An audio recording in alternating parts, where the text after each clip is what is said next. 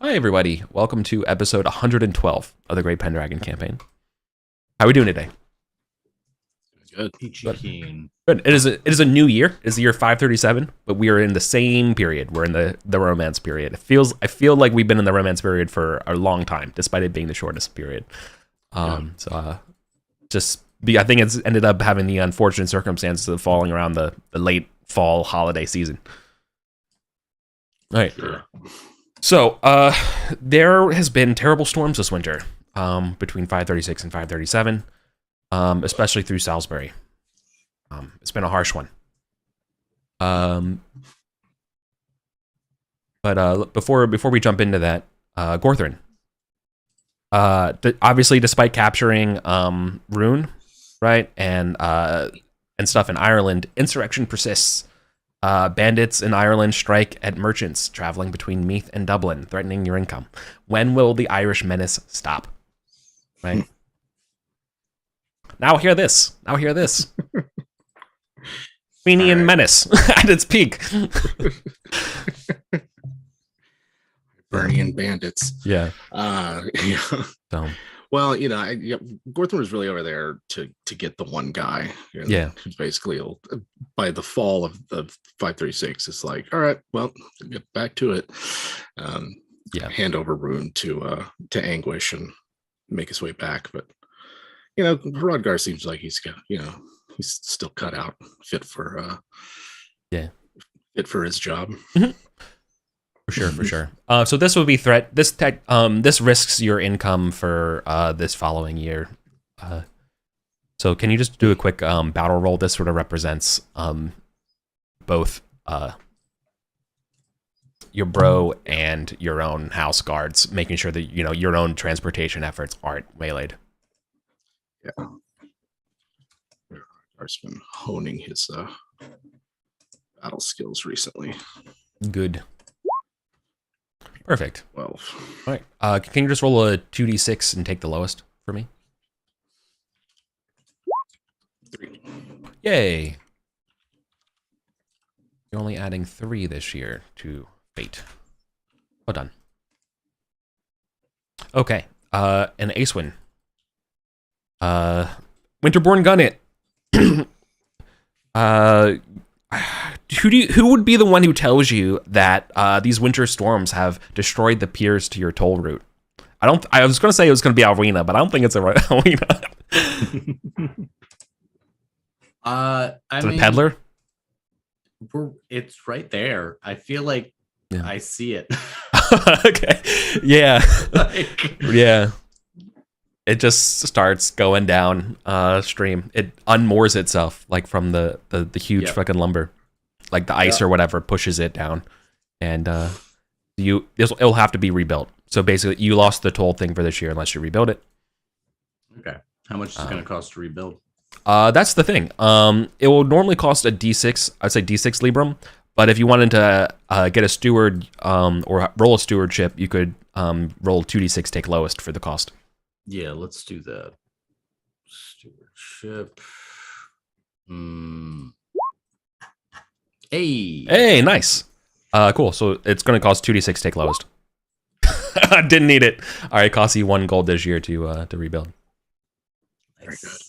Nice. So it's just one part of the pier, I guess. Nice. Adding that to the fun little events.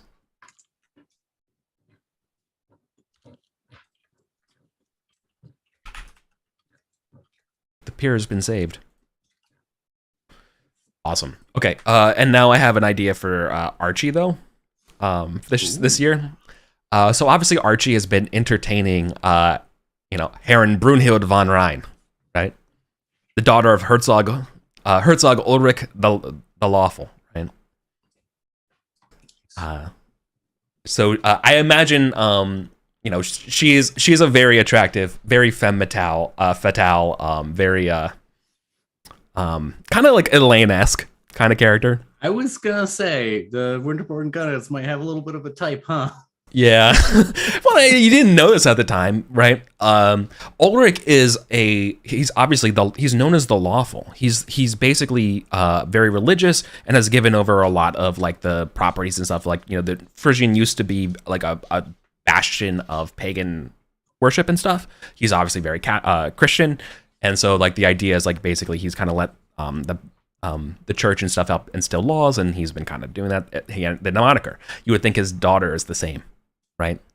That's not true at all with her. She values being lustful. So my question for Archie is, how does Archie and his faith and chastity hold up to Heron Brunhild's wiles? Okay, so Acewind's spirituality is 18. Right. Archie's is 8. Yes. This is awesome. Because also, yeah. Oh man.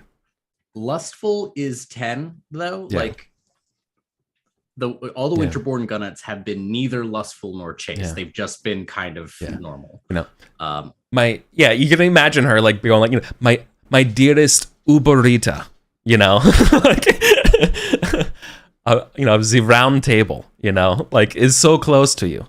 Now, tell me, like, do you listen to the queens, as he like strokes your hair, thoughts of the court of love? Yeah. Minorita. I'm gonna roll spiritual and chaste to see. Let's do chaste first and then spiritual. Oh man, you walk the line, dude. Yeah. Oh no, I mean, but this makes sense. Like, yeah, for sure. This isn't Archie being disinterested. This is Archie being like, I wish I could. Oh, darling, no, we can't do that until we're married, and then I will take you on a tour of your own body. Don't worry. Oh, you do not want. But the stories they've even reached the shores of Frisia about your daring exploits in Paris. Well, I assure you, they don't do me justice. Well, perhaps you shall rescue me from a tower, or whatever. I don't know why I went French, but whatever. I'm just going to Paris. Yeah, that doesn't. Who cares? Look, man, I'm a fuck it, dude. Stop. Yeah, I mean, Archie's like into it, flirting, but is like no, like we're not gonna bone down. Obviously, that wouldn't be the right thing to do given the political situation. It's just that simple for him. Right. Nice. Give yourself a check to both of those because she is. That was a tough. You know what I mean? That was a personal trial. Yep. Fine, then it will be a hunt. Yeah. Archie's just like taking notes of all the things that she wanted to do to him, and it's just be like, that's like for later. It's a to-do list for when they're married. Yeah. So he doesn't forget. Yeah. Yeah, of course. Right. This is certainly a surprise. Like she reveals this side to you for sure. In private, in front of her dad and everybody, fucking, prayer stance walking, for everybody. You know what I mean? Yeah. So, okay, you can use that as you will, but okay. Gorthrin, were you still planning on wearing the clothes and being out this Easter? Yeah. Awesome. And I think we are ready to go to Easter. I got some questions about from last year for Kedwalla. Sure. Because she would be like from follow-up from prior year about being inducted to the round table for her, especially at like I thought it was maybe Sir Bors who was going to recommend it, I think. Yeah. And then her investure as Baroness of White. Yeah. Basically, since your stuff at Paris, you guys are getting inducted, So Rodgar, Bors was going to recommend, basically like your whole family is getting in the same way that the Orkneys did,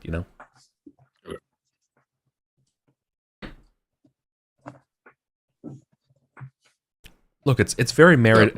It's a weird game where it's like it's meritocratic, but also like it's obviously not. But also there's this weird essentialist component where your children are as good as your parents. So like it's a little weird. Yeah, right. It's like it's like in theory, every time you lose land, you have to like prove your loyalty and fealty to the title holder before you can get that again. But in practice, it was like, no, my kid gets it. Yep. Yeah. Oh yeah, exactly. Right. It's like, oh yeah. I mean, do you not want me to show up to muster? For a couple of times. Yeah. Yep. Right. Like, exactly. Yeah. Yeah, that's the hard part, right? Like, when you're only as strong as 40% of your forces are coming from your like 4 best friends. Like if they don't like, you know what I mean? And then that can really really mess you up. Yeah. And then even on a good day, like even if they wanted to help you, like you don't get their full force. Like they can't even muster their own fucking full force. You know what I mean? Because half those guys, they have the same problem. They're 4 best friends, like one of them, and it's just that the whole way down. It's the whole way down. Especially if they're like, fat and lazy from a good year. They're like, I'm skipping this year, man. You're good, Yep. Yeah, not gonna come out 40 days. I have to bring my own food. No thanks. Yeah. Screw that, man. Anyways, okay. So let's talk about Easter. Easter is being held in Camelot. Lancelot is missing this year. Surprising nobody. He's actually down in France. He was helping that siege. Like he's down there with the Guinea family and stuff, Guinea, all that kind of stuff. Obviously, him being everyone says always so romantically and sentimental to France. He's the classic continental knight. We'll never understand why. Us Logricians, I don't know. Your Salisburyans, your Silchester knights. Everybody is just like, we'll never understand the love of the continent in the way that you do. Everyone over there sucks. But so it goes. There's a few main events here at this Easter. Most notably, I think you're not sure whether or not. Actually, let me back up for a second and retcon this slightly. Obviously, Guinevere is going to know that you're wearing these clothes ahead of time, right? Sure. And because of that, there is going to be a lot more about the Queen's Court of Love kind of style events this year. Kind of like as a maybe not necessarily directed completely at you, but it certainly does help that her number one knight is on the market, and therefore what a great time to relaunch her brand, right? as the queen of courtly affairs, right? So those things are kind of getting worked together, right? So you can kind of you kind of were told like mind your P's and Q's. You're gonna be on your best behavior as the queen because you are sort of representing her brand this year. Yeah, I figured it was something like that. It's sort of the what do you call it, showcase. Yeah. Right. Yeah. Exactly. Right. You're not going to be, you're not by male models this, but you are certainly going to be the exemplary knight, and doubly so because Lancelot's not here, right? Yeah. There's a couple other knights. I don't know who else is on the Queen's Guard per se, but obviously you are the number one example. Right. Cool. Obviously, the conversation going into the feast is everyone's talking about the storms. Everyone's talking about, this year's rain has been unusual. And all the boring stuff about how this this might have ruined their fashion or something got in late and delayed. And it's just, the mindless small talk of shit about either fashion or the weather that you all kind of just ignore. Yeah. What are they going to talk about that's of consequence? All right. Okay. All right. Let's see.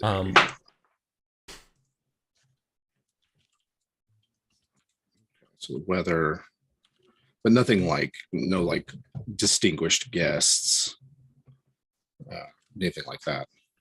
Oh, no. Well, I guess I don't know. Maybe your daughter would be technically like basically the roundtable candidates would be distinguished, right? In a way, but nothing like we're hosting a foreign dignitary or anything like that. Gotcha. Right. Yeah. I think there's definitely sort of like a moment of silence, or like a prayer for everyone who can't make it this that I think Guinevere would probably start the feast offering like a moment of silence or like a great prayer for all the great knights that can't be here today, who are off valiantly or like gallantly fighting on the continent, basically alluding to Lancelot, alluding to any number of Cornish knights not here, Tristram, there's a couple knights that are down there, but nothing like out of the ordinary. I think you would already kind of understand the tactical situation romantically, Gorthrin, for you.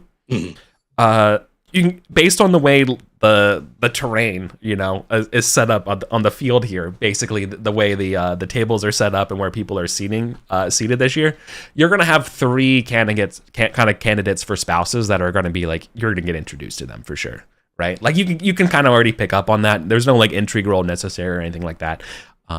In fact, like this was probably part of the preparations that the queen probably already gave you. Like I imagine that Guinevere, if they existed, would have given you sort of this kind of primer ahead of time, being like, here's our example role model, here's the three people we're going to introduce you to, here's a little like illustrated manuscript like Tinder profile of the illuminated 2D picture of their interests, like that, and here's three people to look over, and the vellum, that kind of stuff, like stuff. I'm being obviously I'm being anachronistic, but yes, like you can imagine that you've had hands of the queen helping you throughout the time, telling you like these are the people you'd be interested in, right?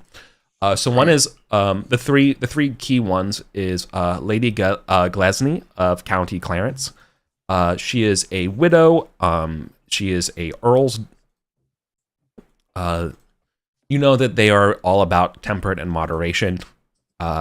But she's also there's one spot where she's not, and that is she hates Cambria, specifically a place called Galvois. Cambria is sort of like that northern part, right? Like near Malahut and stuff. Apparently, this is like an old, long-standing feud, and so while she might be like temperate in all things, I hate those motherfuckers. They go down, right? like that is the part where you know what I mean. So that's definitely one of the big things about her, right? Her interests are boating, hunting, and composing. All right. Next up is Lady. Is it Ysbael? Ysbael? YSBI. Let me just write down the names in the chat, by the way. Ysbael. So there's Glesney, right? Next one is Ysbael. She is probably the lowest of the three status people in being introduced, being only the Baron's daughter of County Summerland. They are focused, and she thinks that this is a good match because she has a remarkable sense of justice. Okay. Now, she is ambitious, but also kind of like the rising star of the court. If that makes sense, right? She is the... she's the first round draft pick of like the ladies of the Court of Love training camp, right? like of her university. Like she is, you know what I mean? She's the Tom Brady of the group. Okay. All right, gotcha.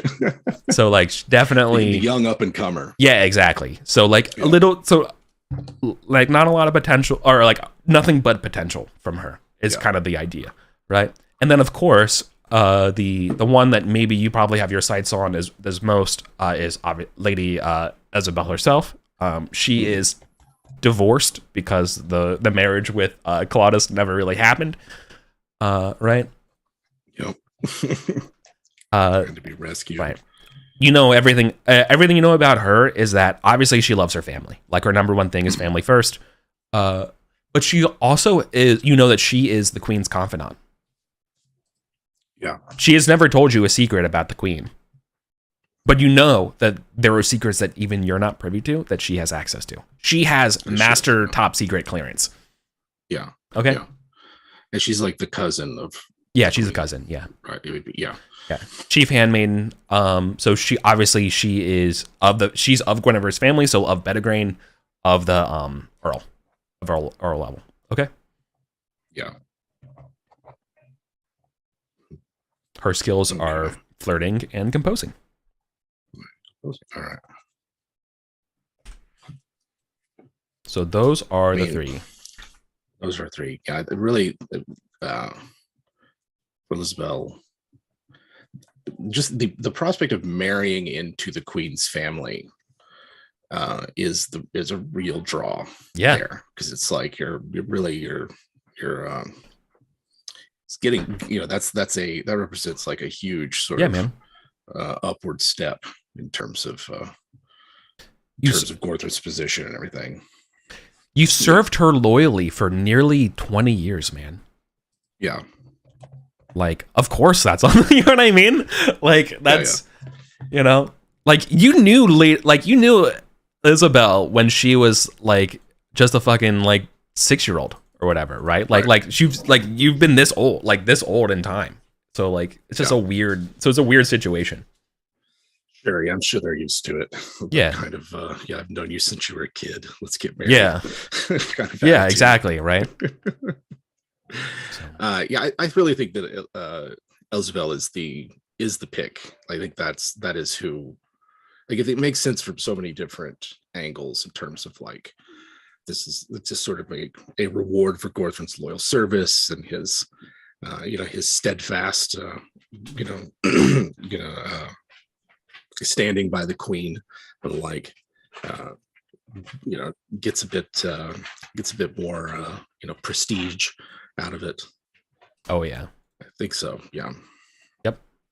Elzebel. But we're not gonna like completely spurn, Glesny or Ismail. I'm not just gonna completely ignore them. We make a show of considering and listening to whatever offers their their families have. You're polite about it, but yeah. Okay, I know like we're gonna get into the actual feast itself, but honestly, can you make I'm trying to think of the right thing for you to test here for basically, do you put yourself in a position that can be intrigued, right? To know that your heart is set on them. Because these two women will probably know, right? Isabel and Glesny will know that from you. You're not necessarily you're not an opaque person. No. Right. Courtesy makes sense. Like, it just is it. Yeah. That's kind of like going through the formalities of proposal, and I think if your heart's not in it. If he just sort of like, oh yeah, get along, but if he's like, yeah, I'll hear you out, let's talk, then at the very least he could convey that he's seriously considering them, even if his mind's kind of already made up. Yeah. All right, let's see how this goes. Perfect. There we go. Okay. Yeah.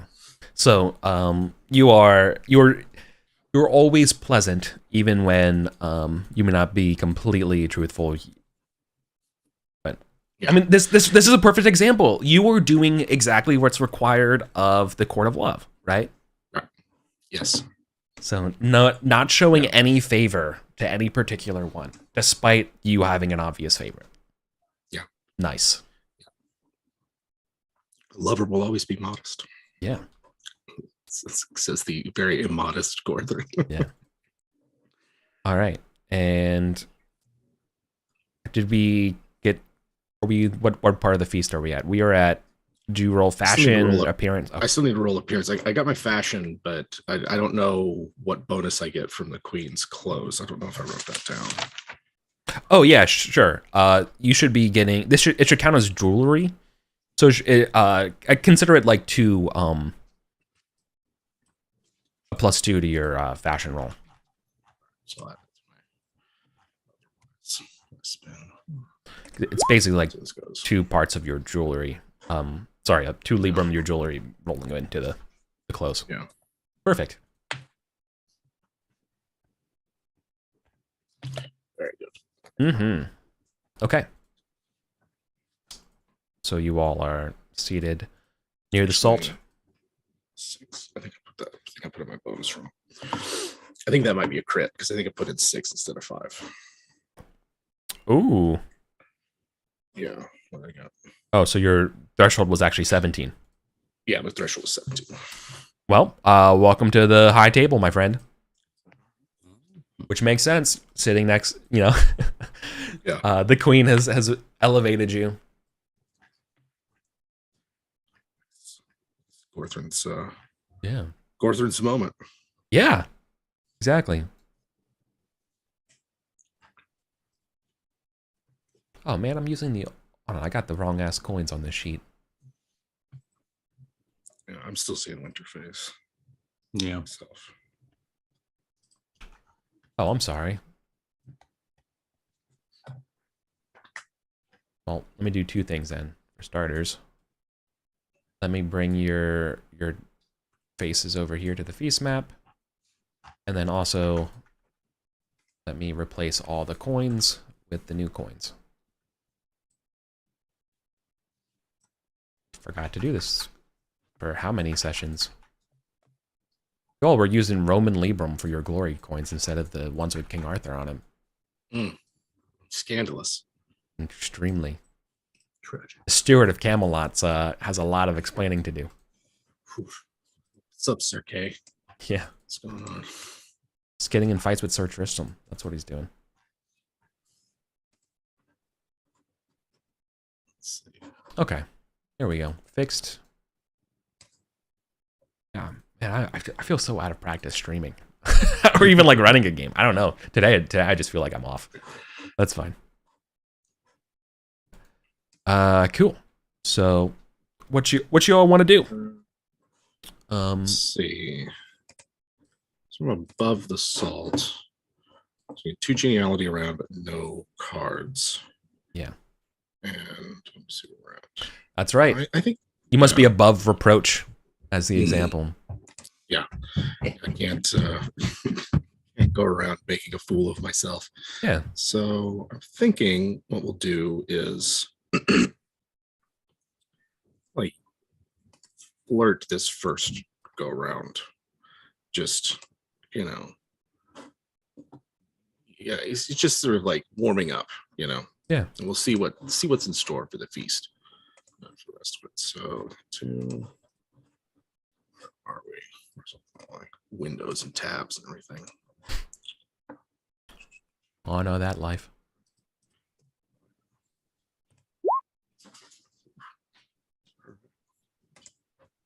There we go. Yeah, he's mostly he's gonna charm his bride to be.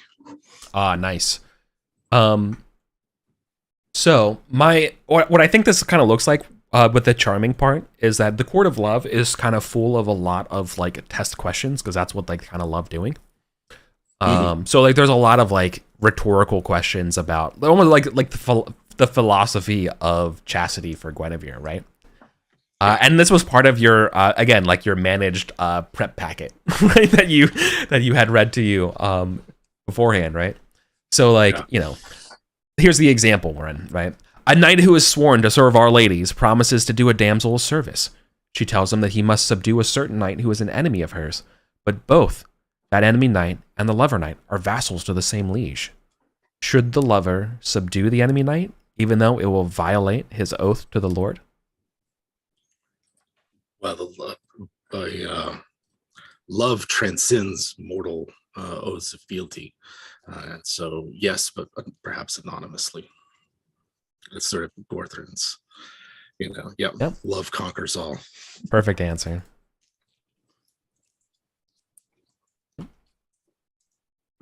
Yeah. Gorthrin's vassal, lord's eye him suspiciously. Yeah. Yep. So like that kind of stuff. Yeah. And so everyone's impressed that you know the answer to these questions because these are like the questions that would be given to, the graduate class of Guinevere's Court of Love, right? Oh, yeah. You're like, damn. Top 5 times Gorthrin knew the assignment. Yep. he was paying attention that day. What do you think Archie's answer would be, Colin?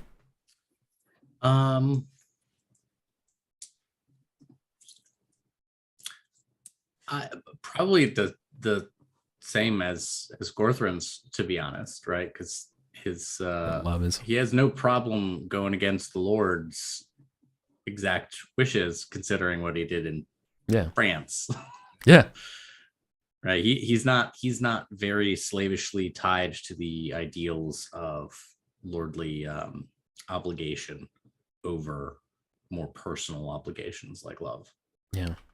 Yeah, that makes a lot of sense, especially this time period. It's what I love about this is like the economic reality is sort of tying to the superstructural laws of the world. Oh, now that you have food every year, you're not fighting each other every year. All of a sudden, the legal system and all this kind of stuff can start to persist, right? The idea that you're not dependent on your lord for protection and succor, all of a sudden produces these types of people, right? I don't know. That's just my own observation. I'd love to hear your thoughts on this. I mean, that's always been my thought, is that in some ways the thesis of this game is how does the material reality of being a knight impact, and how is it impacted by the kind of ideological promises of chivalry and romantic conduct and all that. Right? You have characters who are so fundamentally based on this kind of internal ideological landscape with the traits and the passions, and yet we also have an extremely detailed breakdown of their material reality, what kind of armor they're wearing, how much a horse costs, how many horses they have every year, what the crops are like. And it's hard not to read that nuance into Greg Stafford's intent. And there are people who I've seen online who are like, oh, it's a game about like being a romantic knight. I'm like, it's not really. And there are people who are like, oh, it's like Game of Thrones. I'm like, it's also not that though. It's kind of a question about both. Yeah. And how it changed. It's rather than it being like a set axis, there's a third component. It's called time, and like you watch the time move these different judgments and assertions. Yeah, it very neatly complicates a common misreading of Arthuriana as kind of hegemonic, that all Arthuriana is discussing the same thing, and it's not. Like, if you've read Mallory versus one of the French Arthurian writers, is they have very different concerns, and Arthuriana stretches over such time. I think the game neatly captures that, the shift in priorities and focus, and what's important versus what's not. God, can you imagine Gareth giving a shit about some of the stuff that our characters are doing? At his grandkids, exactly. No, thank you. It's honestly, it's the easiest trap to fall into when you're learning about Pendragon and wanting to play it for the first time, because for some reason everyone wants to start in the Age of Uther, right? Because that's part of the Great Pendragon Campaign. But like, Uther is absolutely not Boy King period. Like, it's completely not. We stress this all the time for us, but like, it is such an easy trap to fall in, to be like, oh, let's have a joust at this time period, where it's like a joust is a straight up fucking combat. Like, there's no blunted tips. It's just you're going. Like it's violent and forceful and just terrifying, and it's just not. And then like people bring in characters being like, oh, how do you like, with all the courtesy of that you would expect of this time period. It's just very. It's jarring. It's different. Yeah. All right. Anyways, feasting. Very good. This is absolutely not. That is not a diegetic conversation happening at this feast for sure. Some priest was talking about it. Like, have you noticed that when we were younger, it was right? Yeah. Yeah. My father. Yeah. Yeah. Have you ever noticed, like, the priests are sitting around, like, have you ever noticed that our theological, metaphysical underpinnings correspond to our material underpinnings, and that the more safe and secure and predictable our lives get through agriculture, the less demanding and concerning and directly related is our God? I was like, dude, you need to shut up, Phyllis. Like, shut up. Like, you were, what the hell? Harshing the vibe, man. Yeah, man.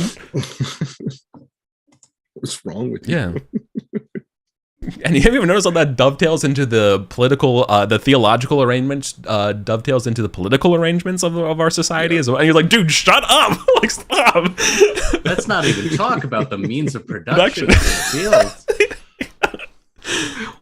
That three-field crop rotation there. Yeah.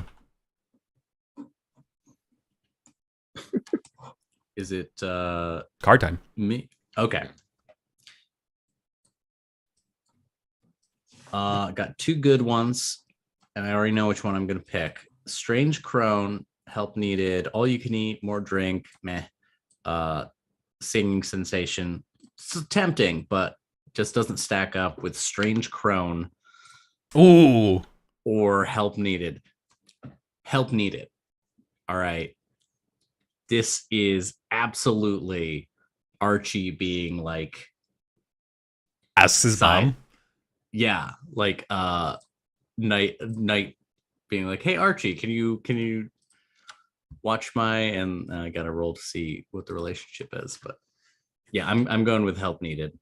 Hell yeah. I've gotta be an escort unexpectedly for his wife.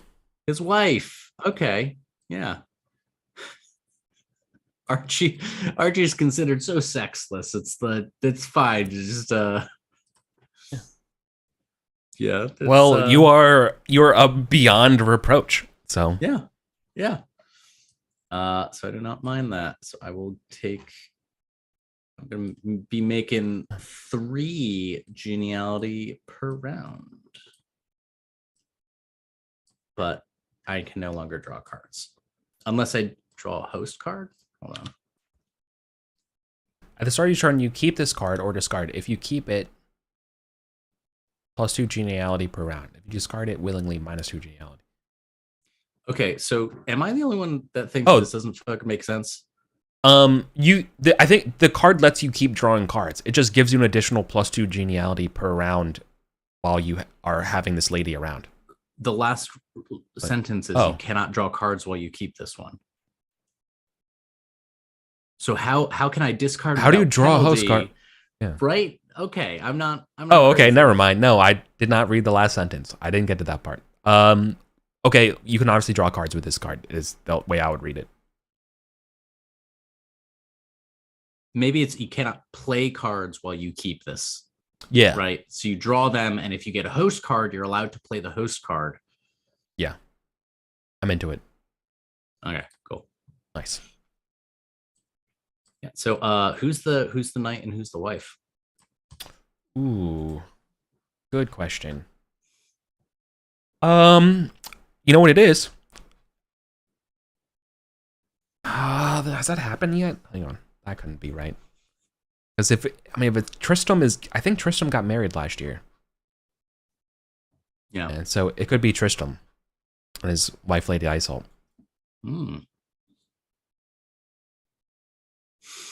Let's just go with that. Okay. Yeah. Okay.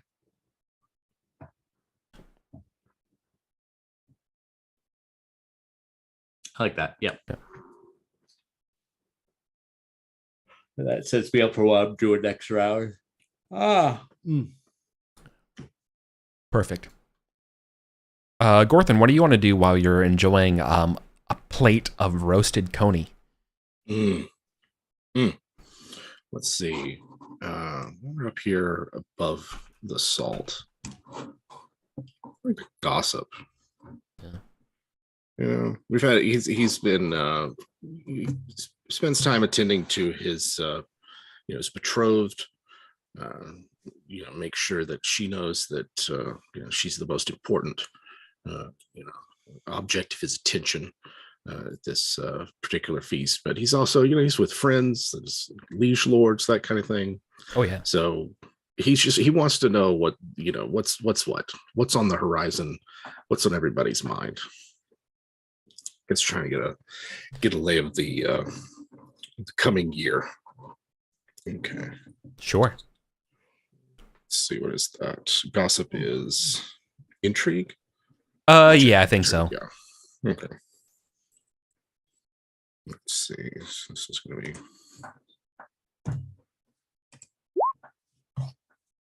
Perfect. All right. So rather than hearing about, how the latest tournament's winner didn't deserve to win against Nertiad of Tintagel, and going on about Nertiad's prowess, instead you get to hear about the new upcoming tournament that's going to be happening in Rochester, over in Kent/Sussex, Essex. Right. Yep. Could use a good tournament. Yeah, exactly. Apparently, the folks over in Silchester and Kent really want to kind of go out this year for a nice big old tournament. And the reward for the tournament is going to be a fancy hawk named Horus. Ooh. Which will give you +2 falconry, but it's a special hawk. It's got golden wings, or like golden tipped kind of colors. Yeah. So if we want to get into falconry breeding, we could do that as well. But otherwise, right? Yeah, that's what we. Yeah, retired his menagerie. Yeah, exactly. Animals. When we get to the tournament period, we're gonna have magical hawk breeding, magical cattle breeding, magical horse breeding, magical dog breeding. Yeah, I'll lend you Callum. That kid knows a lot about animals. Yes. Hell yeah. Yeah, definitely make a note to attend that tournament. Is that Sussex? Yeah. Essex. Yeah. So actually kind of outside like south of London. Yeah. Noted. Yeah. Like right on I think Oxford's kind of like the border of Silchester and Essex. It's somewhere around there. So that's Rochester. All right. The other big conversation that you're getting, which you could maybe if you wanted to follow up next round on, is that something's happening in Wales this past winter. That's where Sir Kay went, right? Yeah. So maybe you could track down Sir Kay and get some ideas here. But when I say something happened this winter, I mean I think the storms were a result of some event that happened in Wales. Mm.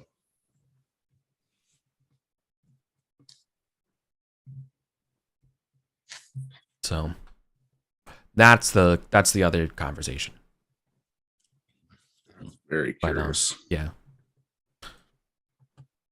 I'm sure that got dovetailed into or dovetailed from the conversation about the Rochester tournament, and then someone from up there being like, "Oh, sorry, I can't actually. I'm dealing with some stuff from this winter." And what do you mean this winter up there? It's like, oh, yeah, it was really bad. It's like it's kind of still bad up there right now.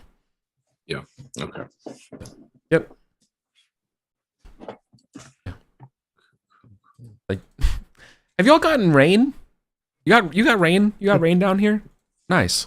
We have not gotten rain since winter. There's no snow, no rain since Christmas.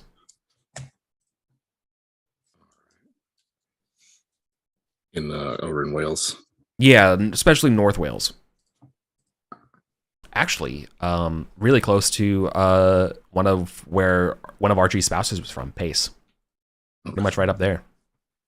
I was actually thinking of Archie seeking out some of the people who in the negotiations about whether that was going to go forward, and see if have a connection there. Back to me. It is back to you, my friend. Okay. No host cards, so I'm still with escorting this one. Yeah. But that's actually fine because I want to seek out one of the people that Archie spoke to in Pace about the possible match and see if he can get a skinny there.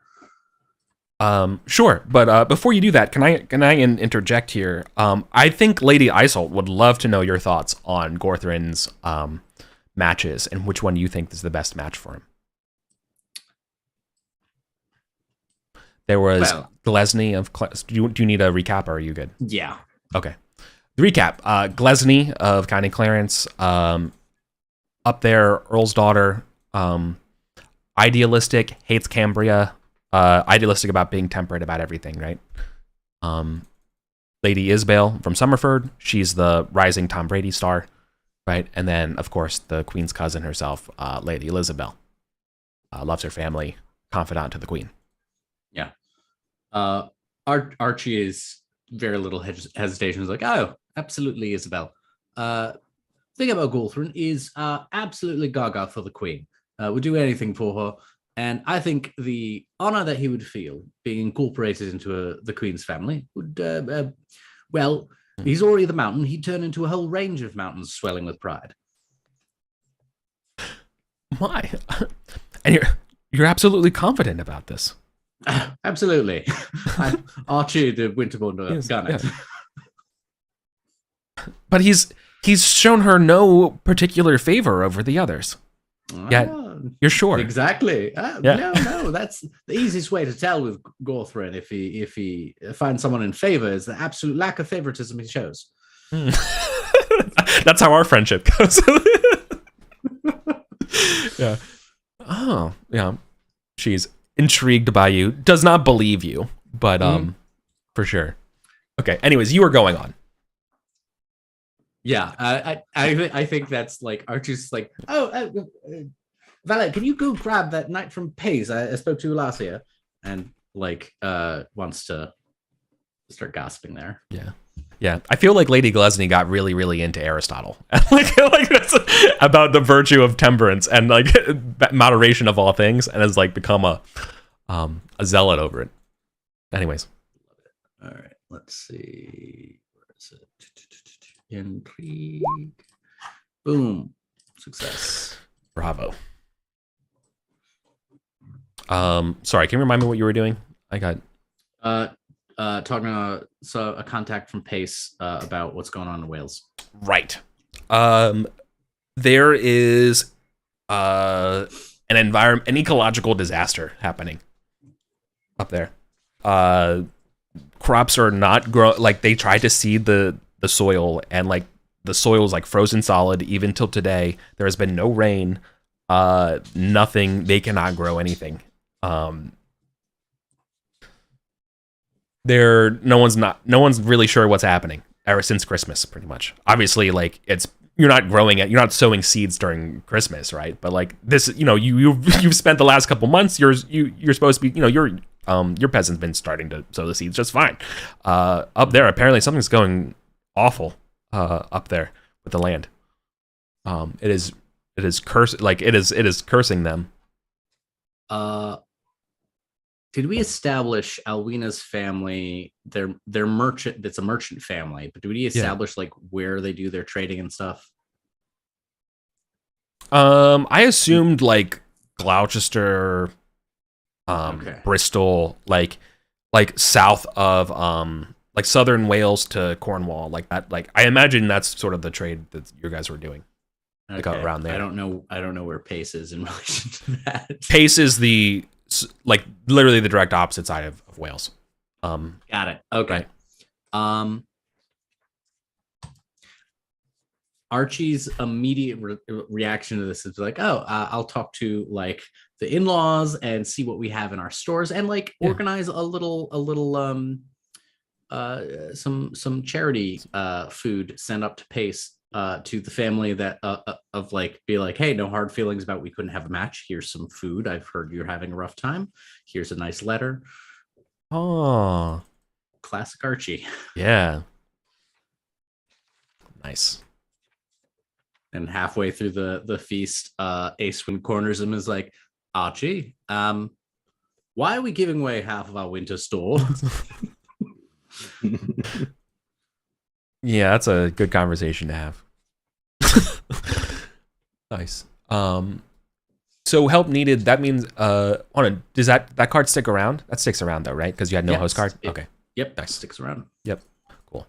Yep. So you were able to suss out what's going on up there. Yep. Narrative. Author's note here. This is the Wasteland. Oh. All right. It has begun. Or technically, it did. It already began, but it's spreading. Yeah. You know what I really want? In a different world, I would actually would love to do King Arthur starts sending groups of knights into the Wasteland, a la Annihilation, and slowly learning what Spatial X is. But that'd be a different game. Send wave after wave of my own men. This is going. Yeah, that's if we wanted to do Call of Cthulhu into the Wasteland Annihilation style. But no, okay. You see, I knew the Wasteland had a preset kill limit, so I send wave after wave of my own men into the Wasteland till it shut down. Oh, zap. All right. I think it's back to you, Gordon. What you doing? Dealing with imported or baked fruits. Nice. Very good. From Spain, Iberia. Oranges. They had oranges back. Or no, they didn't have. No, wait, no. That's. I'm thinking later. Obviously, oranges are from the New World. Lemons, I guess. Bunch of lemons. So many lemons. Yeah. All right. Right. Yeah. Well, that's where. Go ahead. I was gonna maritime factoid. The reason why England was called limeys is because they fought the damn Spanish and Portuguese for so long, and that's where they got all their damn citrus. They had lemons, and then they switched to limes because they had New Zealand and shit. So they switched over. But the reason for the animosity and why they're called limeys and scurvy is because they didn't have access to Iberian lemons. Sorry. Anyways. All right. I'm gonna seek out Sir Kay if he's around, and was he there when all this frozen soil and whatever's going on in Wales?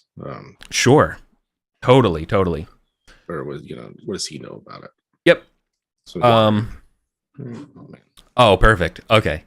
So Sir Kay is nervous as hell when he comes and you find him. He's deliberately avoiding somebody here at the feast. So I'll let you have the option if you want to just break up this intrigue test to go talk to the other person.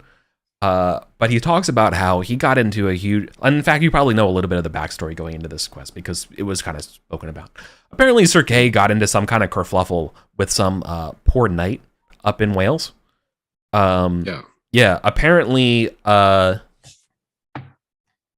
unbeknownst to him, he ended up insulting one of the some forgotten son of Pelennor. And he's been kind of avoiding him, and this guy has sworn vengeance against him. And so far, it seems like the way the story's being told is that this kid of Pellennor's doesn't know that it was Sir Kay per se, right? He doesn't know the heraldry or saw it or anything like that. But anyways, while he was up there, he's I ran into this guy, and I was on my way back, and you wouldn't believe who I ran into up here. Who? Percival. Yeah. And he was saying how the kids. I got it mixed up. My bad. Percival is the kid. Okay. So he's so he ran into was actually Lancelot. Oh.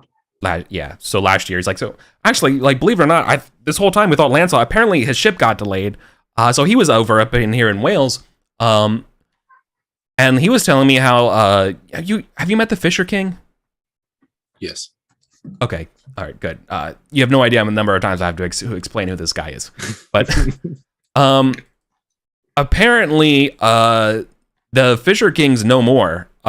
he passed away, and apparently whatever the wound that was in there that he was holding has spread. And apparently he's telling, and Lancelot's telling me it's something to do with this. He's actually in the continent finding a way to stop it.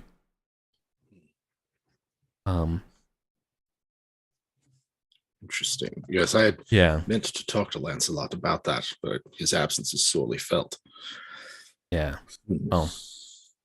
So it has the Wasteland then that comes out of the other world. Its influence grows then. Correct. You remember the tomb of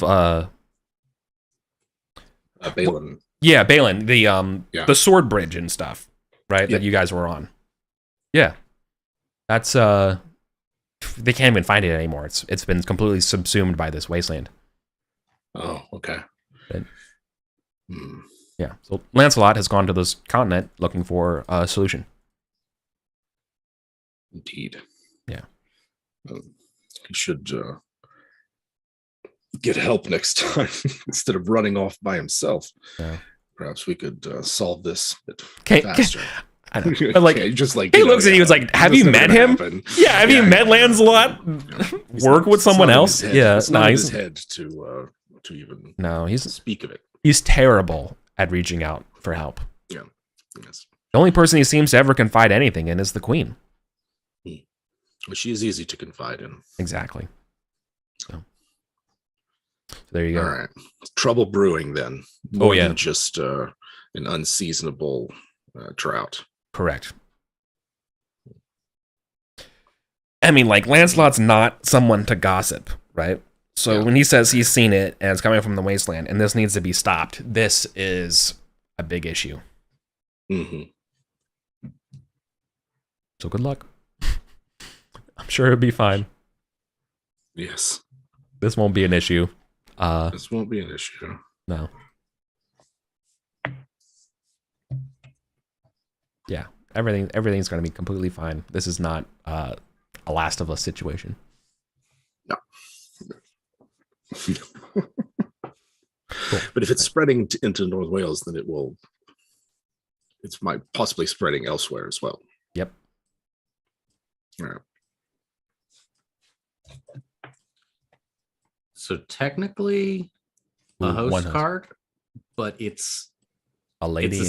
It's the same as like it's only a little different so I could get rid of this and get plus two geniality per round.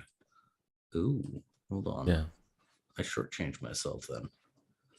Yeah, so I'm not gonna discard the one I've got. I'm in for a penny, in for a pound. Got it.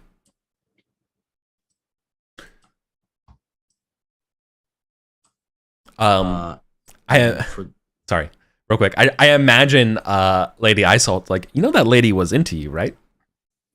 Like the one that you just dismissed. Oh, of course she was. Lovely lady, but got my heart set on someone else, don't worry. Oh.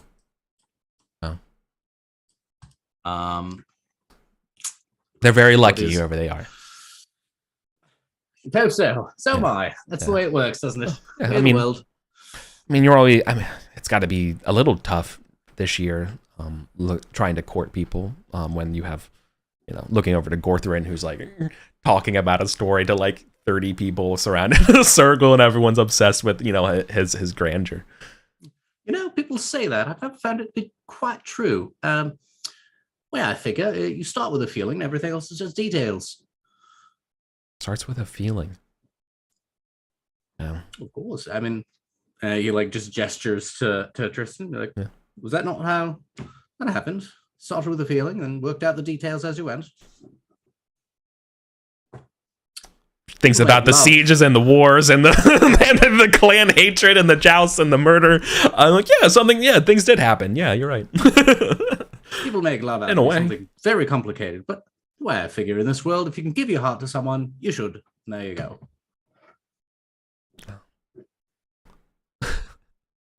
Well, you're no bard, but you do speak the truth. Working on that. Yeah.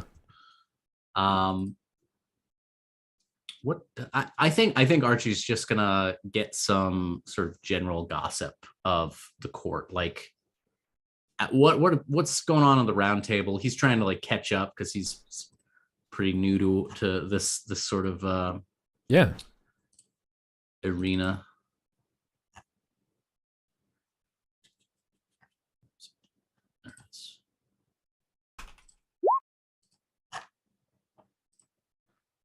Nice. All right. Do I add geniality to intrigue? Because yeah. Okay, hold on. That's till 13, so I got a 14. Okay, so no crit. No crit. Somehow. All right, that's fine. Plus 14. The big conversation right now is actually Uwain, who's Urian's son, on the round table. He is apparently kind of getting in a little bit of hot water because he's wearing you can look over to him and clearly like his beautiful tunic and like not like sash, but like just like part of like the jewelry and decoration and accents are very Frankish in design, and everyone thinks like, come on, dude, like why? And obviously he's complaining. He's like, dude, why we're knights? Like, why do you care about my fashion? How does the way that I dress have any impact on you? These are nice clothes. They're just as good as anyone else, and like there's just this kind of. Yeah, and it's like, you don't have to get defensive about this. Yeah. So they're trying to cancel Uwain over his problematic faves. Yep. We all have problematic faves. Yeah. It's like it's my favorite tunic, man. Like it's my relax, dude. I'm sorry. I got it 8 years ago when France was cool. I'm wearing it today. Like I don't know. Yeah. You were like Gwen, Gwen, like shut up, Gwen. Like you were literally there when I raided and looted this. Like what are you like what are you doing? It's like really liking that 80s metal band, getting a tattoo of them that says ISIS. Yeah. Yeah. Oh well. Yeah. It's like, man. His wife's like, I told you should have changed your shirt. And he's like, shut up. I'm fine. So that's what the round table is doing this year. Okay. Archie's disappointed. But. Yeah. Yeah. I mean, it turns out they're just a bunch of losers sometimes, just like everyone else is at some time at point or another. As you do. Yeah. I mean, it's either that or they're talking about jousting and being like, no, see, like you actually want like the eagle flange on your lance. It actually gives you like a 0.25 like angle increase. Like they're like it's either that or they're talking about fashion. It's literally like super shop talk about lance holding for tournament stuff or just fashion. Love it. Petty ass knights. Yeah. Well, they're bored. The truth is that they're hella bored. Is that honestly what you learn? Is that there's not a lot of it. There's no like since the last 3 years have been dreadful for everyone. Like no fighting. Obviously, you're the only ones who had any action. Like literally, Archie is the only one who had any action. Right, going to the continent. They're bored and honestly, like they're a little lazy. They didn't want to go to the continent and go fight in a siege. Like that's not really worth my time. It's not really like my tempo. It's kind of what they're saying. Remember when we used to we rode out in the thousands and crushed rebellious kings. Man, that was fun. I'm like, man, I don't want to go fight in a siege. Get shot by a bunch of arrows. Get some tar thrown at me. Man, that sucks. So like that's kind of where things are at right now. If only something will change the world. Just waiting for something to happen to them. Yeah. There's probably he's not on the round table yet, but I would love to know how you would feel about I'm blanking on his name, but Mordred, right? Ace, when around the feast here, Mordred is hanging out. Like he's not a round table knight, but he's obviously hangs out with the rest of his brothers, right? Mm-hmm. And it's kind of around by de facto. And he always points out the worst in people and the cynicism of it all, right? And he's basically discounting the stuff that Guinevere is trying to do here, being like, this is all just a bunch of shit, right? Like Aeswin is annoyed by that, believing, I think rightly, that it is the providence of the older to be unreasonable, jaded, and grumpy. And for a young person to be coming along, taking that job from an older person is just sinful. I think she's going to kind of, if she overhears it, like try to call him out on it a little bit. Be like, the fuck are you talking about? You're like 20. Like, shut the fuck up. What do you know? Yeah. Go ride a horse. Yeah. Good hips. Yeah, what are you doing wasting it being fucking bitter? That's awesome. What could you, at your age, have lost to be so bitter? When you have everything to gain in your youth. Mordred's definitely entering an emo phase. Just you never understand, and just kind of leaves. Good. Yeah. Are we sure that one's related to Arthur? Seen him. Agravain and Gawain, they're like, look, I'm sorry, man. Like, I'm sorry, Aeswin. He's been going through a lot lately, and like he won't even really talk to us about it. Quite honestly, I've been having to deal with an overly optimistic young man in my son, and had not thought that someone could be more annoying than that.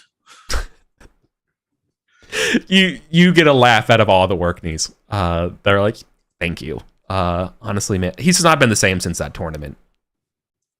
Whatever happened at that tournament? I mean, just threw his helmet down, just freaked out. I'm aware. You. So we're all working with the same ignorance. Over that tantrum. Yeah. Well, you watch. My son's undoubtedly going to try to become best mates with him. Yeah. And then I should have to have him over for dinner or some such. Well, in make the sure we see Archie like. Just like a finger up, like Mordred. Yeah, hang on. I heard a hilarious joke from the Frisians. Yeah. How's your German? Yeah. Oh man. Awesome. Cool. Good feast.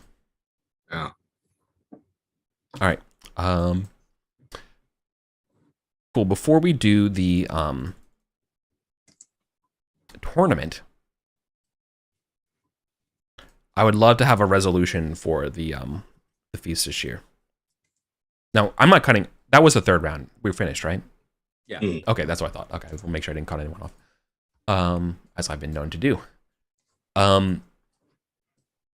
I would love to get a resolution on picking our spouses, if possible, for this year. You can, or if you want to say hold off till winter, we can. But like, I think I would love to know, at least from Gorthrin, whether or not you openly declare that you're courting Azabel or not. Yeah, I think yes. Yeah, Gorthrin's not. He's not looking to stretch this out any more than it needs to be, and so he will, entertain the other offers. He's going to listen. He's going to give it a, an appropriate time of consideration, whatever, But like in the days after, I think he will certainly come out as, for Lady Ilsabel. Nice. Yeah. Good. All right. That's awesome. There's no like other suitor who's like mad and like is going to challenge you to a duel or anything like that over her. If anything, like if anybody wanted to and felt that way, they're like, I mean, he's Gorthrin. He's Erwin's son. He's the best. He's what he deserves. Like kind of thing. Like they're gonna basically just defer to you. But I think this would be a perfect time, and you don't have to have an answer to it just yet.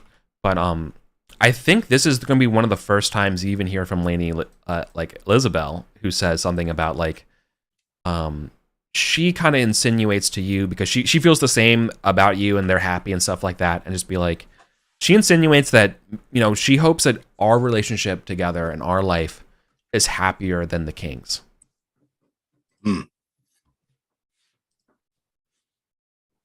Yeah, that's a interesting way to put it. Is there is always been a cloud over the king's household. I always assumed it was because being king pulls one in many directions. Yes, it is a heavy. The crown is very heavy to wear. Yeah, but so is the queen's crown. Indeed, there are a great many who look up to her. Yeah, she wishes she could share that burden.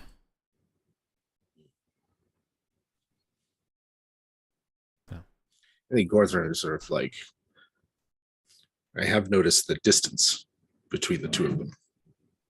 And this is sort of like in private, right? Like, I cannot help but wonder if it is the issue of his heir that weighs heavily between them. I want. She doesn't. She won't let you in on any further than what she's already has at this point. But she's like, I wonder that too, you know. And like, but like, she won't let you in and being like, oh, by the way, Lancelot and her are, you know, like she's not gonna tell you that yet. But she is letting you in on that. You know. That all is not. We want that. Yeah. Brothers was just because like, it's a shame because they're. The first years of their union. Yeah. Because I would say that, like, I don't think you and Elizabeth have a strong set of chemistry. But both of you know that this is a good match because of politics. And that's kind of why she brings this up, because the best example she knows of a good match without chemistry is, or changed chemistry, is the king and queen. Right, so they're like, I think our marriage, the alchemy of our marriage will produce something strong, regardless whether or not there's heat applied at the start, right? Yes, for certain. Domestic harmony is paramount to myself. Right. Yeah. In time. Yeah, and she spent time at Tilshead, right? Like with the queen when she visited you before, and even Cholderton. So she knows a little bit about your life and stuff, right? Yeah. Or I should say more than a little bit. So, yeah. Cool.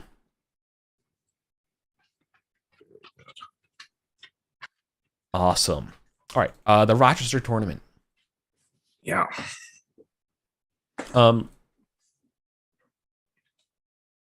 I presume y'all are going? Acewind going? Yes. Yep. Nice. Yeah, so this is going to be a super, super big tournament. Rather than make a giant range bracket and stuff like that, y'all are just going to be going against a bunch of random people that I'm just going to generate here, okay? Because it's just the list is the list is way too big. Pretty much everyone's showing up here today. Okay. Who wants to take on a Frankish knight? Yes. Given the Archie. current political climate. Archie. Yeah. Nice. Cool. So he is a knight in exile. Basically, he left his liege, and obviously his oaths to Claudius, and being like, nah, fuck that. King Arthur's the right guy. I'll make my way around, and that's this lad. Sir Sembi. Awesome. Okay. Gonna invoke honor, Archie's honor. Being like, I bested the French before in my subtle, conniving ways, and now I shall do so at the point of a lance. Nice. Fuck. Oh no. Oh no. Archie is so bad at like being a knight sometimes. Yeah. I mean, there's no penalty for it other than you don't get the bonus because it's a 15. Yeah, not a 16. Yeah, so I don't lose anything. Yeah, just an unsung passion. C'est la vie. Okay, then regular old lance at 16. Ooh. Ride out. Tie. So we break lances on each other, right? Yep. On evens. To get new ones and no, horseman test. Okay. Do you remain seated? Easily. I crit. Yeah, easily. Okay. So they get a slightly better poise, but it doesn't count for points. Just literally style. Cool. All right. Well, second go around. There you go. All right. You are definitely the favorite here, given this sentiment, and they're glad that you they kick ass. He comes, he jaunts over to you, shows you the sign of respect and for the winning of the round. And he's like, I'm, to be honest with you, sir, what do you say, like chevalier? I don't know. But to be honest with you, sir, I am more of a lover than a fighter. Well, that's good. Everyone needs to be good at something. Yeah. Damn. All right. Yeah. So you win. Yeah, he wins that round, or you win that round. Cool. All right. Let's see who you're going against. Gorthrin, you're gonna get. Oh, nice. Actually, I think this person already existed. Just Control F their name, Ellery.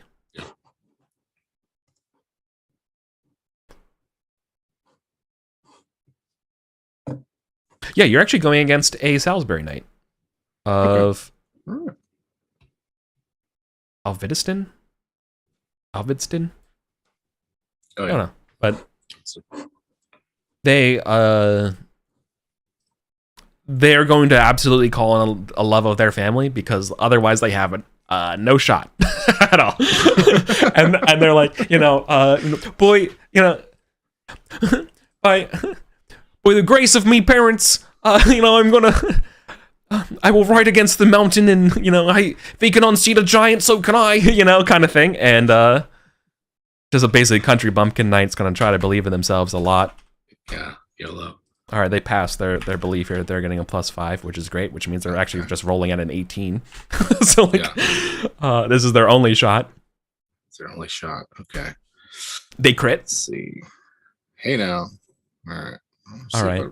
Probably call on passion of mine. Let's see how this goes. So it's love of family. He's calling on a passion for his new bride.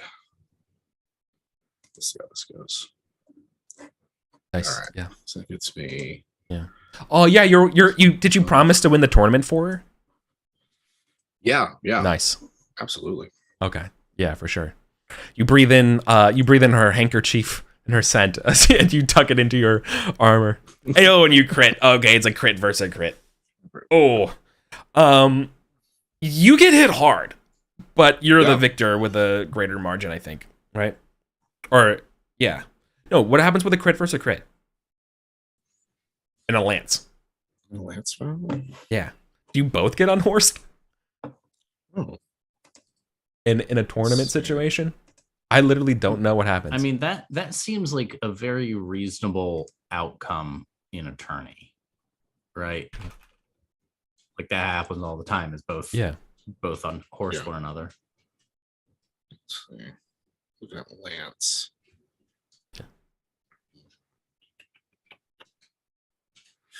Well, lance, I'll chip 6, of course. Yeah. I would. In the interest of time, I would rather just say that you both get unhorsed and you go again. Yeah. But this is one of the first times you've been unseated in a while, I think. Yeah.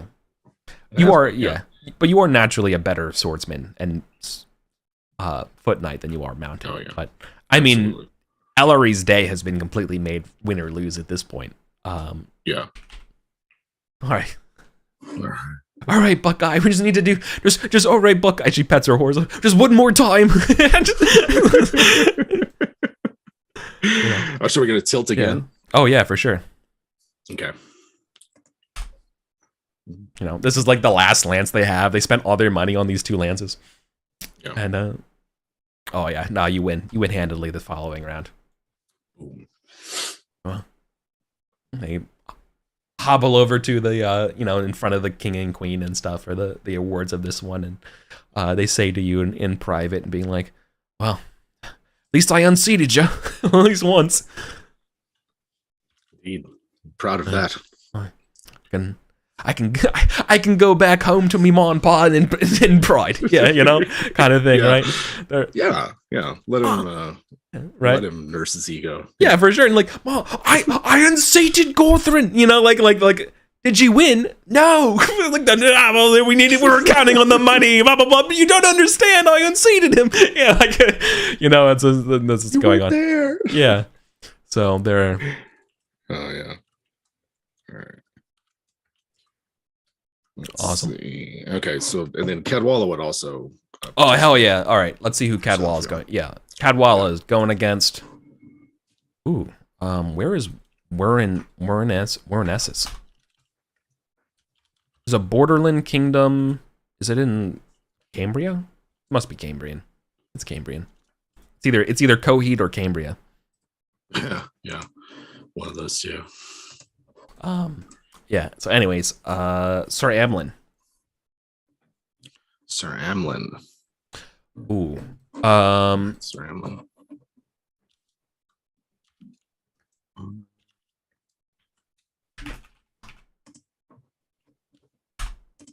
That's honor. Oh, we call on a passion. Okay. Yeah, definitely call passion. Okay. Here we go. Yikes. Yeah. Even with that, I roll a 1.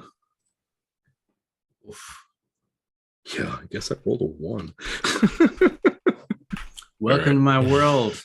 Welcome to my world, Jim. Oh man, that's rough. What do you get, a 13? Yep.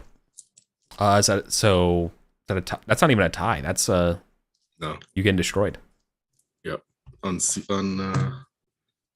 Damn. Let's see. She literally gets inaugurated to the round table. Yeah. And just gets immediately unseated by just a no-name knight. Yeah. So we got so I got the Honestly, jousting thing. yeah. On a normal success, has a chance of unseating the opponent with a knockdown result using the horse's damage attribute. Deals no real damage. On a crit, it does deal damage. Oh shit. Oh wow, so you both did damage to each other then. But that's fine. We rolled it off because it wasn't going to be enough, actually. Yeah. So I think this is one of the dangerous things about these tournaments is that you're not the risk of the damage, but like in the risk of like being upset by just a nobody, right? Yeah. That's the point of it. Yeah.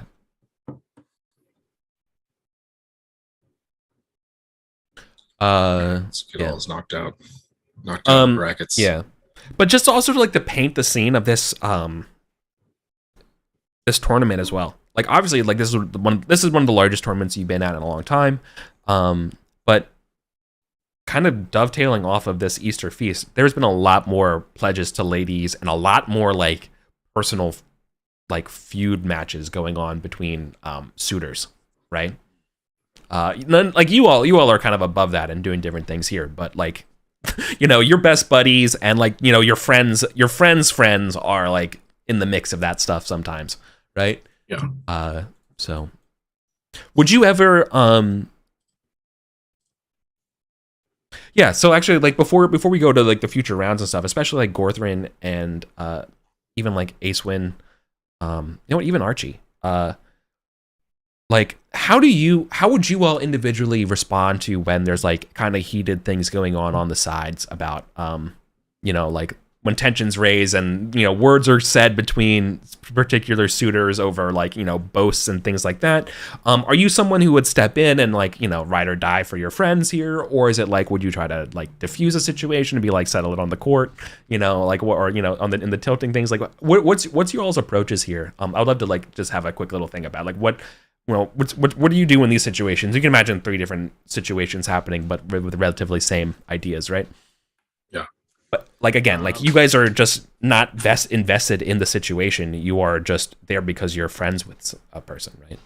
Yeah. Acewin is martial minded and take on that kind of stentorian drill instructor tone and be like, if you're gonna fight, get on the field. Yeah. Archie would try to diffuse via like distraction, like in his usual charming way, sweep in and try and diffuse the situation generally by like almost not acknowledging that it's tense and trying to kind of make people feel a little awkward about the fact that they're trying to be angry and he's not. A vendor. I was going to make a joke about a vendor selling coney dogs. Yeah, just like walking between the two arguing people, be like, have you tried one of these hot dogs? Yeah. The fascinating things. I can't tell what's in them. Something a bit crunchy. Not sure that's supposed to be there. You should definitely try one. I might throw up later. Delicious. Yeah. It's on a a mixture of meat fried and put into a Byzantine pita. Yeah, I think Archie's whole thing is it's never really clear whether he's pretending to not see or understand something, or he doesn't actually see or understand it. Yeah. All right. So, do you think Archie's diffusal attempts have any merit? Do they work or no? You want to roll to see? Who's that directed to? You. You think Archie's distraction attempts? Acewin, I think, succeeds. And she can basically check battle or whatever for that, right? But I think generally, yeah. I mean, Archie has gotten this far with his charm and his good nature. So Curtis, test Kurt. What's your courtesy at? 10. Oh yeah, then definitely test courtesy. Right, you're good. A good nature diffusal situation is courtesy. So go. Okay. Nice. Check courtesy, and you stop a heated exchange. Now, Gorthrin, how do you think you would handle it, and your daughter? I think Gorthrin gets in on it. Like the whole point of this channel that aggression, that kind of machismo, sort of like, what'd you say? You can't talk to my friends like that. And so Gorthrin's like, he treats it as not like with a bit of playfulness, I think, but is also like the whole point here is to like have rivalries and like let it all out, sort of thing. And I think Cadwala's in a similar position. She just takes it seriously.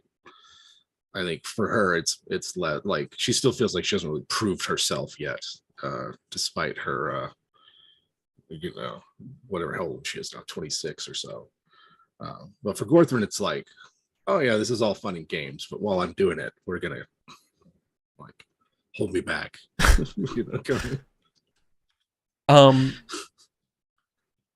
think check honor, right? But also check reckless. Like I feel like both of those things, right? That's because you're like, I'm stepping in. Like your word is your word, but also this is reckless. Like to get in just to start fights and stuff. Like you're right. Yeah, because it's like I'm thinking about it from Gorthrin's perspective. He's been in how many battles, like real battles, where his life's hung in the balance and others have died. Like this is a game. Yeah. Do you like? Yeah, this is not as bad as it could be. Yeah. So it's kind of like, we'll treat it a little recklessly. We'll treat it a little bit. Would egg each other on. Yeah, but would Gorthrin wouldn't throw the first punch. He would get thrown at before. Oh responding, right? He's gonna let somebody else do it. Yeah. Okay. Yeah. For sure. He's just gonna hit back. Yeah. Okay. That's what I thought. Cool. Love that. But his retainers, his friends, his hunting buddies, that kind of thing. That's All right, cool. So everyone who made it to the next round, Yeah. Let's do another go through. We did not do Ace one. Oh shit. My bad. Yeah, we got 4 knights to do. Archie. Yep. My bad. I'm sorry. No worries. She'll also invoke honor. That's a good one for like. I want to do great shit. All right, that's only +5, but that's gonna be good. God damn. Nice. Oh man. Guess who you're going against? Who? You're going against one of Rufus's kids. Ooh. Not their firstborn, not the heir, Gorthrin. You're going against Nimue, the daughter knight, who's only a couple years behind. They're a little firecracker. Nice. Oh my god. They fumble. Oof. Oh. Okay. Well, it's a huge. They're not the inheriting one, are they? No, they're not. But they're good at lancing. This was just a really bad snap, like a real bad. Yeah. Yeah. Acewin was eavesdropping on that conversation about the new way to couch the lance. Yeah. Damn. Pick that up over feast. Yep. No mercy. Cool. All right. What's their name? Nimue. Like Nimue. the Lady of the Lake. She just got knighted this year. Yeah. Do you think was it? Yeah. Ken and Chad's asking, was it like performance anxiety related? But it could be. Yeah. Oh yeah, like she's going up against Sir De Winterborn Gunnet. Yeah. And it's like, oh, Archie, this will be an easy win. It's your boss. Trots out. Yeah. She misread the assignment. Yep. Oh boy. Yeah, she didn't see the heraldry change of like the extra flower or whatever for no. She thought that was the Archie's one, right? No. Oops. Ah, boy. Yeah. You to get your boss in the second round, that sucks.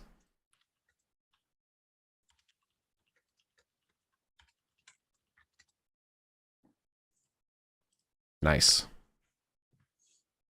All right. Who wants to go next?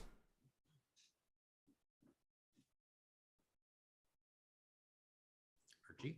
I would stick to first order. It'd be Archie next, yeah. Nice. Or Archie out? Nope. Archie beat the French guy. He's still in. Oh yeah, that's right. Awesome. All right. So like we're obviously doing like back and forth, like match to match to match, but like over the course of the day, there's a lot of matches going on. There's a lot of downtime. Would you besides like the random scuff and things like that, this will be a scene kind of like for everyone for when you want to ask for your interpretations here and stuff like that. But like you all are given an opportunity to game and gamble on some of the matches. Would that be something you all would engage in or not? Yeah. Yes. Yeah, let's gamble. Sure.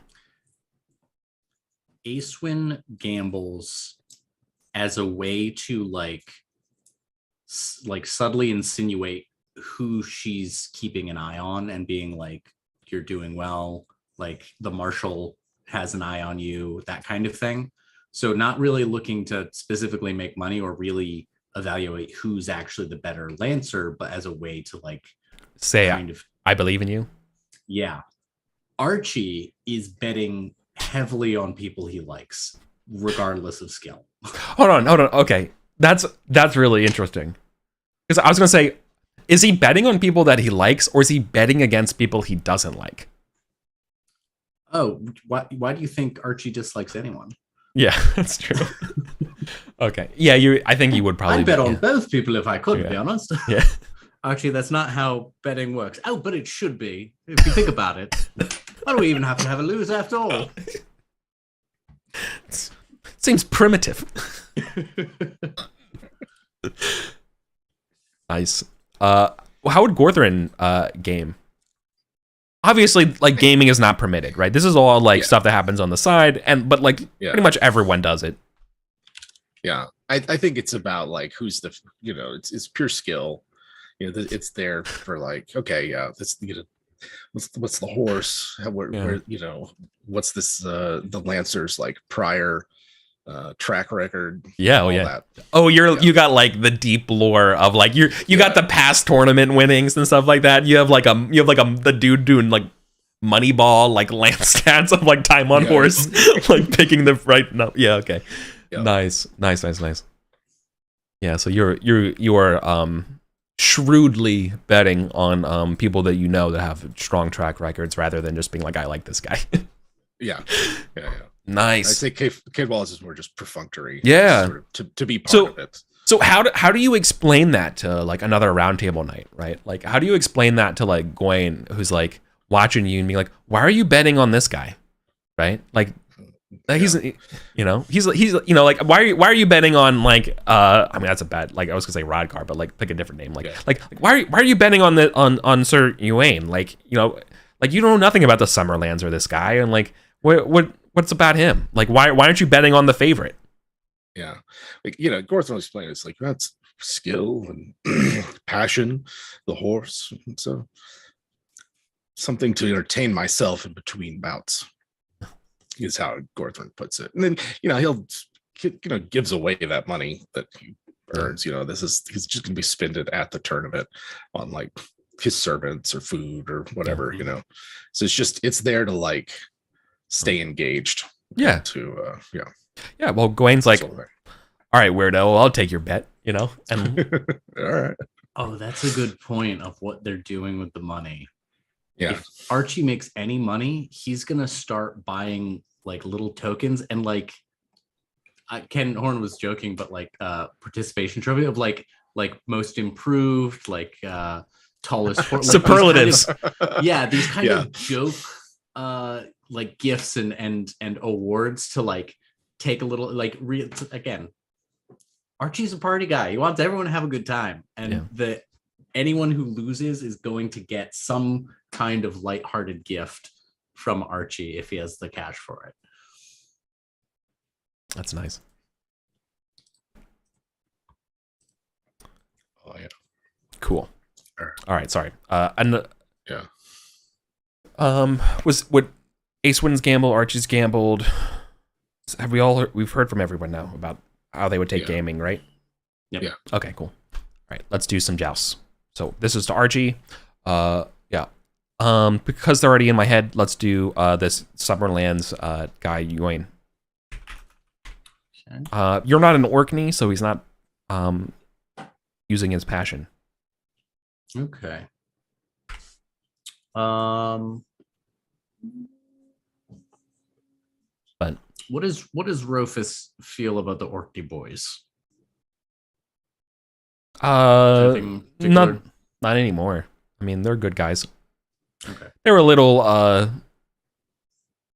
weird starting out, but after 20 years of knowing them, they're fine. Yeah. Okay. You know what? Can I roll loyalty vassals? It's my lowest passion, but like Archie being like, I need to show why I'm the Lord, like why I'm going to be the one they look to on the battlefield and that kind of thing. No. Okay. No, not in a tournament. Yep. No need for passion. Ugh, son of a bitch. All right. Archie gets defeated by a no-name knight from the Summerlands. Ewain. Yeah.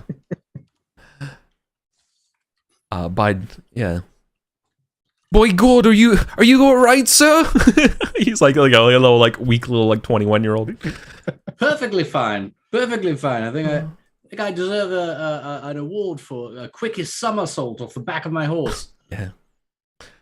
A lot of money changes hands. Yeah. A lot of money has just changed hands. Gorthrin, you definitely lost money because you absolutely would have bet on your friend. Archie. Yeah. Actually, honestly, no. Hang on. By the numbers, this guy. Yeah. By the numbers, you know that this guy is good. Like, does your betting principle stand even when it's your best friend? Oh yeah. Yep. Everyone thinks that you are a weird, like you're a weirdo, or like Denari here. He's not. Yeah. It's not like, to me, it's not like real money. Yeah, but still, it's the principle of betting on against your friend. Is everyone here is like, what is wrong with you? And like, then you win. And everyone like looks at you being like you're not losing honor against it or anything like that, but everyone does look at you being like, how do you do this? Like, how do you just can pick winners? And if anything, people start coming to you being like, dude, who do I bet on in this one? Like, the lists are these two people. Gorthrin, who do I bet on? Gorthrin, I'm going to the list of these two people. Who do I bet on? And like, people are like, you're starting to develop the person who knows. At this point, one's been feeding his horse barley all morning, and the other is just giving them hay. Yeah, you literally like are this like this bet sage at this point of like somehow you just know how to pick the winners. Yeah, I'll buy Archie a drink. Yeah. It's nothing personal. Yeah. I think that's the big thing about it is like we could all be bashing each other's skulls in. Yeah. And so the fact that we're not lends it an air of frivolity to Gordon. Yeah. He's not covered in someone's blood at the end of this. Yeah. I don't think Archie's surprised. Archie has a terrible win-loss record when it comes to the turning field. He's 3-3. He literally, it's a coin toss. Hang on. I believe you on that for sure. But Gorthrin's also your friend. Mm-hmm. Would you, Archie, honestly not feel bad if you knew that your friend bet against you? Don't think he would. Let's take a look at maybe just test pride. Yeah, where is it?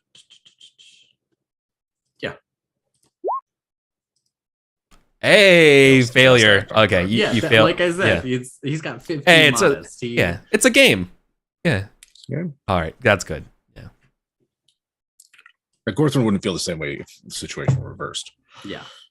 I think you'd be hurt by it, but that's different. Shit! No, I rolled. But I have all the metrics. I have the best one. Yeah. I rolled ace win by accident. Hold on. No. Okay, so I would. His pride would be stung a little bit. Okay. Hence the drink. Yeah. You'll do better next time. We'll see. He's not rooting for them to win. He's just like, I'll take that. I'll put a couple of Denari down. It's all numbers. So it's just the game. Yeah. It's nothing personal. What happens when your friend says it's nothing personal? That sucks. But honestly, again, Archie is not invested in these tournaments the way that Acewin is. Acewin, I think Acewin would be pissed. That'd be, despite the low pride, Acewin is much more invested in winning and is much more invested in someone like Gorthrin believing in her. She's always had that slight insecurity. Yeah. Whereas Archie has none. Absolutely none. There's no insecurity. It doesn't enter his mind that it's the sheer amount of confidence. Yeah. He's a Silicon Valley startup brain. Yeah. The idea of failure is like literally just never even has occurred to him that something could fail or be hard or do anything given your life circumstance. Yeah. Beautiful. Okay. New round. I think Acewin. All right. Acewin, you're going against a Sir Morwena.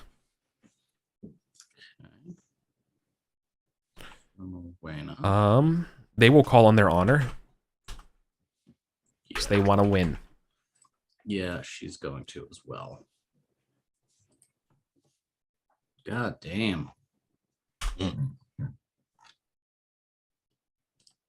Wonder if anyone knows Gorthrin is betting like a. Damn. Awesome. A narrow loss. Yeah, comes down to points. Yep. not a big upset. This one was tough. Marina wasn't like a nobody knight. Very solid horseman. But again, like maybe like 24 or so, like not just like the youngest one, but clearly like, oh, you've seen her name, like Gorthrin, you saw her name on the tournament once. She's won a few tournaments. She's yeah. So and Acewin's not gonna bet against Acewin. Yeah, Acewin's just so annoyed that Archie isn't more pissed at his loss. Yeah. Ken and Chad brought up a really good thing for here, Jim. Does Gorthrin bet like a kind of like how you would like a battlefield commander would? Like you're just like reading stuff rather than like you're seeing the bigger picture rather than just letting everything happen on a friendship level. Like is that coming into effect here? Yeah, I think so. Yeah, I mean, it's not like pure cold calculation because he's not going to bet against his friend Acewin because he knows that would just go over like a lead balloon. Okay, right. Like, so there are some times where he's like, oh, not this round, but he's like, it's more like, oh, he's not around whenever the bets are being placed. You know, he finds himself elsewhere. He's busy. You know, yeah. Oh, I must have missed that one. Sorry, kind of thing. Got it. Beautiful. Absolutely perfect. So it's just Gorthrin left? Yeah.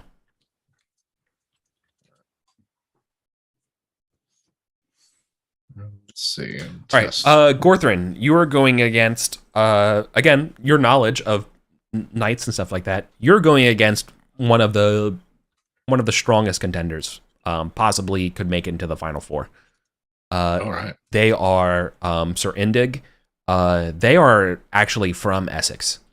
In fact, like this tournament was kind of contrived around. This is like their home turf. Okay. And they are pretty good. All right. So my passion doesn't carry over from the first round, does it? No. Okay. They know you're not. They have a hatred of the Irish, so they can't call on that against you. It'd just be really weird to shout like, I really hate the Irish as they go against you. So I don't know what I'm gonna. I guess they could just call in their honor. Yeah, this they have to call in their honor here because this is their home field. This is their home field, yeah. Hey, so their parents spent a lot of money to make them look good this year. Yeah, and Gorthrin's never won a tournament. Oh there. Well, thank God it's a 15. Yeah. All right. Yeah. Really wanting to call on his Amor. Gorthrin's never won a tournament. Yeah. This would be the perfect tournament to call on your Amor, right? Yeah, I think it's like as the Queen's Knight, as someone who's joining her family. This is a big tournament. So that's what yeah. You crit it too. Jeez. Okay. So it's like a plus 20. Yeah. All right. Well, they're not going to have a shot. It's only plus 10 if we're using those 60 rolls. Well, they just crit. So. Oof. Did they? Yeah, they have a skill of 20 and they just roll a 20. So it goes. Yeah. Double crit. 2 knockbacks. Oh boy. Man, Gorthrin, every time, yeah, man, you are all right. Nobody is using their full seat when you're on the tilt, buddy. Everybody is on the edge watching these fights. We go again. Oh boy. I don't think that's gonna cut it. I don't think an 8's gonna cut the mustard here. No. Yeah. Oh, you beat him in the second round handedly. Yeah, shook him up the first time. Yep. Oh boy. You end Indig's prospects for winning the tournament this year. Better luck next time. Yeah. They're pretty. They are. Let me test a quick little pride for them. I'm sure we have a new feud going now. No, actually, they fail their pride, so they're actually no. Thank God they avoid you being a nemesis in their life. Right. This asshole Southerner just came out of nowhere. Yeah. This is supposed to be my tournament. Yeah. Nice. Cool. All right then. Who's left to go? Because I'm also conscious of our time, so I kind of want to. Yeah, Kidwall is knocked out. Yeah. Acewin's knocked out. Archie's knocked out. Yeah. So it's just Gorthrin. Okay, cool. Let's do one more round. Okay. I definitely call on the Amor again because now that we're in the finals, we're playing for keeps. This would be a big win. Sweet. Okay. Gorthrin is inspired by Pelennor. Remembering when he was young, Pelennor was just knocking knights half his age on their ass with the tournaments.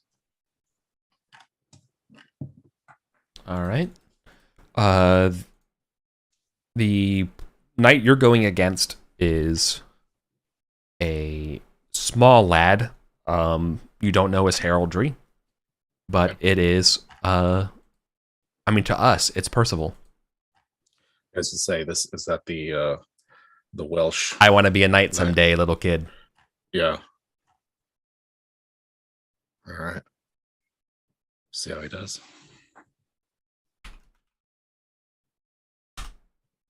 Oh, got a 1. That's not going to be great.